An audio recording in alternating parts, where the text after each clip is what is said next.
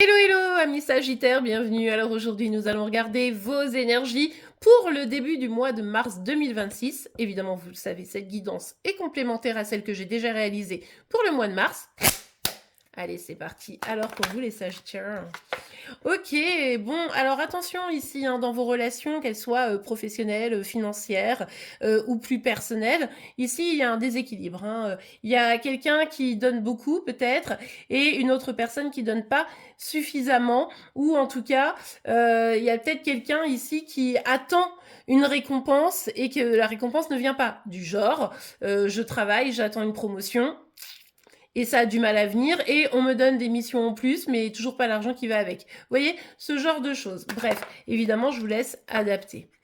Alors, vous avez envie de foncer, de réussite, vous avez envie que les choses s'arrangent, vous avez envie d'y croire, donc ça, c'est plutôt cool, mais vous partez quand même avec un handicap, entre guillemets, qui est ce 6 de denier, puisque finalement, quand vous avancez comme ça pour vos projets, eh bien, si finalement vous n'avez pas tout à fait la reconnaissance que vous méritez, eh bien, vous risquez de déraper sur votre chemin. Ça va vous demander, là, pour le début du mois de mars, quand même pas mal de courage, pas mal de maîtrise de vous-même, pour ne pas vous énerver, pour ne pas vous agacer, et surtout pour faire en sorte que les choses arrivent comme vous le vouliez. Donc, hop là, ouh, j'ai vu, c'est le mat qui est sorti. Je vais chercher la carte qui est tombée par terre. Et voilà. Donc, ici, avec cette carte, on a quand même, j'ai dit du mat, du battleur, mais bon, vous avez compris.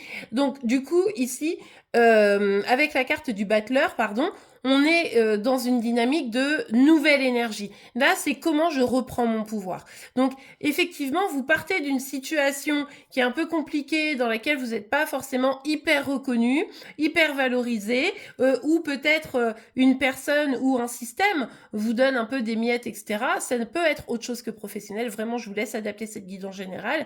Et du coup, malgré ça, par force, par conviction, vous allez reprendre complètement votre pouvoir, peut-être parce que vous allez décider de vous orienter vers quelque chose de nouveau, mais on sent une évolution qui se met en place finalement et qui va être beaucoup plus favorable. Effectivement, regardez avec ce valet des épées, on comprend que vous allez lâcher prise sur ça. Vous n'avez plus envie de demander des efforts à quelqu'un, vous n'avez plus envie de mendier presque un peu de reconnaissance, quel que soit le domaine. Donc vous dites, ok, je lâche prise parce qu'en réalité, je peux avoir ma réussite, je peux avancer comme je le souhaite. Mais pour ça, il faut que je comprenne que je n'ai pas à compter sur les autres, mais que je dois compter sur moi. Donc ça, c'est plutôt cool.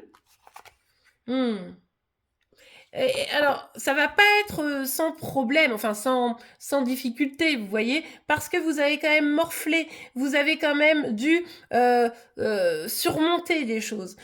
Vous avez peut-être même un peu d'inquiétude de vous dire, bon, j'ai quand même bien morflé, est-ce que en prenant ce chemin, en me remettant au centre, est-ce que ça va me permettre de me sentir mieux? Vous doutez un peu, mais malgré tout, vous êtes volontaire, quoi. Ouais. Bah, là, c'est tout l'enjeu. Pourquoi vous devez faire preuve de courage? Parce que vous vous demandez si vous faites pas une erreur en passant à autre chose, parce que vous êtes inquiète d'un nouveau chemin. Mais pour moi, vous foncez. Ouais. Là, vous foncez, vous dites, ok, j'ai droit à quelque chose de nouveau, j'ai droit à un renouveau. Alors, ça peut être postuler ailleurs, ça peut être faire en sorte de demander la promotion, ça peut être, si c'est plus personnel, je dirais, essayer de mettre les points sur les i et dire clairement les choses et le fait que vous n'êtes pas en accord sur ce qui est en train de se jouer dans la relation.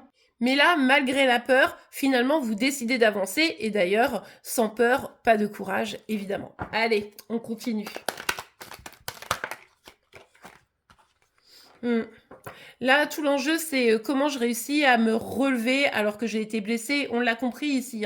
Là, vous avez envie d'écouter votre cœur. Vous avez envie d'aller vers ce qui vous appelle et qui fait vibrer vos émotions. Donc, c'est très chouette. Et c'est pour ça que vous vous relevez les manches et que vous décidez d'agir. Mais c'est vrai que malgré tout, cette peur, elle existe parce que vous avez encore une blessure qui traîne. Attendez, je vais sortir juste une autre carte.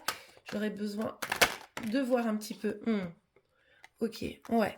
Donc, ce qu'on vous dit ici, c'est que oui, vous avez été blessé, oui, vous avez eu des déceptions, oui, peut-être que vous n'avez pas eu la promotion ou que quelqu'un vous est passé devant et cetera, mais on vous dit: «Continuez».